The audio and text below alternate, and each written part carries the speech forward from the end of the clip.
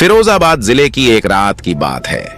वहां के घाट railway station में कई सारे ऑटो ड्राइवर खड़े थे। सभी सवारी आते ही एक एक करके उन्हें बैठाते और चले जाते थे।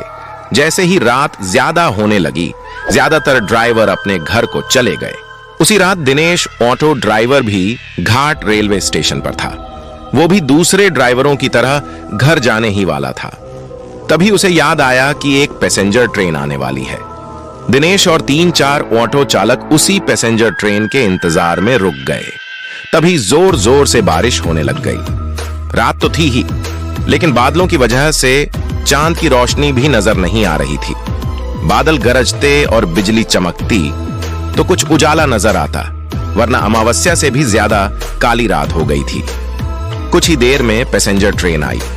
दिनेश को ट्रेन से एक खूबसूरत सी लड़की उतरती हुई दिखी, जिसके कंधे पर एक बैग और हाथ में एक सूटकेस था।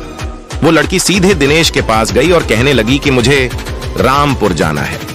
दिनेश ने कहा कि अभी बहुत रात हो रही है, इसलिए 700 रुपए किराया लगेगा।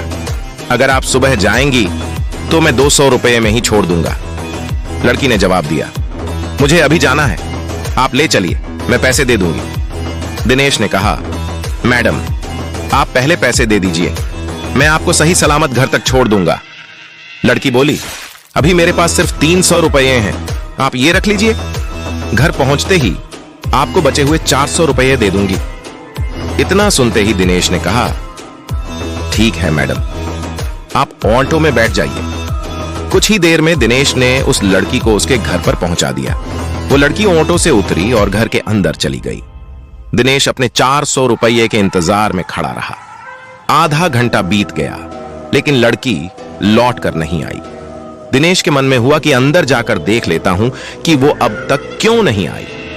उसने घर की घंटी बजाई और जोर जोर से आवाज लगाने लगा। तभी एक बुढ़िया ने घर का दरवाजा खोला। दिनेश ने उससे कहा कि एक मैडम यहां ऑटो से आई थी, उन्होंने मेरे 400 रुपये देने हैं, वो अब तक पैसे लेकर बाहर नहीं आई। बुढ़िया ने हैरानी से पूछा, कौन मैडम? यहां तो मैं और मेरे पति के अलावा और कोई नहीं रहता। हाँ, मेरी बेटी पहले रहती थी, लेकिन वो 5 सालों से यहां नहीं रह रही है। दिनेश बोलने लगा, क्यों? अब वो कहां रहती है? मैंने शायद आपकी ही बेटी को यहां तक छोड़ा है, आप एक बार अच्छे से देखिए। बातों ही बातों में दिनेश की नजर सामने दीवार पर गई।